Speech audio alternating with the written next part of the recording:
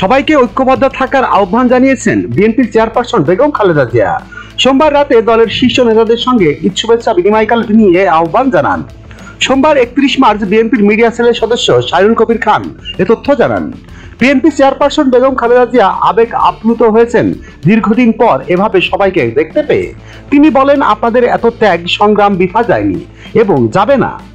গণতন্ত্রকে প্রতিষ্ঠিত করতে হবে, সেজন্য সবাইকে ঐক্যবদ্ধ থাকতে হবে, পরস্পরকে সহযোগিতা করবেন। বেগম খালেদা জিয়া বলেন, দেশবাসী যে ভোটের অধিকার তার জন্য সবাই মিলে প্রতিষ্ঠিত করতে হবে।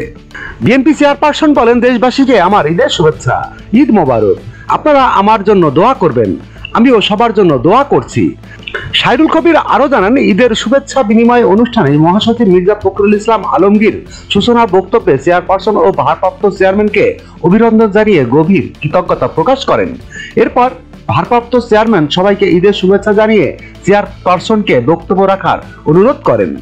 দলের প্রচার সম্পাদক সুলতান সালাউদ্দিন টুকুর সঞ্চালনায় শুভেচ্ছা বিনিময় অনুষ্ঠানে বিএনপির স্থায়ী কমিটির সদস্য খন্দকার মোশারেফ হোসেন, মির্জা আব্বাস, নজরুল ইসলাম খান, আমির খসরু চৌধুরী, ইকবাল মাহমুদ টুকু, জসিম উদ্দিন সরকার, গহেশ্বর চন্দ্র রায়, বেগম সেলিনা রহমান, ভাইস চেয়ারম্যান বরকতুল্লাহ বুলু, আলতাফ হোসেন চৌধুরী, যুগ্ম মহাসচিব হাবিবুর নবী খান সোহেল, সৈয়দ ইমরান সালেহ প্রিন্স, অ্যাডভোকেট নিতাই রায় চৌধুরী, আলতাফ হোসেন চৌধুরী, আব্দুল আওয়াল মিন্টু, চেয়ারপারসনের উপদেষ্টা এস.এম. বজলুল হক, গাজীপুর জেলা বিএনপির আহ্বায়ক এ.কে.এম. ফজলুল হক মিলন, মহিলা দলের সভাপতি আফরোজা আব্বাস, সাধারণ সম্পাদক সুলতানা আহমেদ, জাতীয়তাবাদী আইনজীবী ফোরামের সভাপতি জয়নাল আবেদিন, ঢাকা মহানগর উত্তর বিএনপির আহ্বায়ক আমিনুল হক অংশ নেন।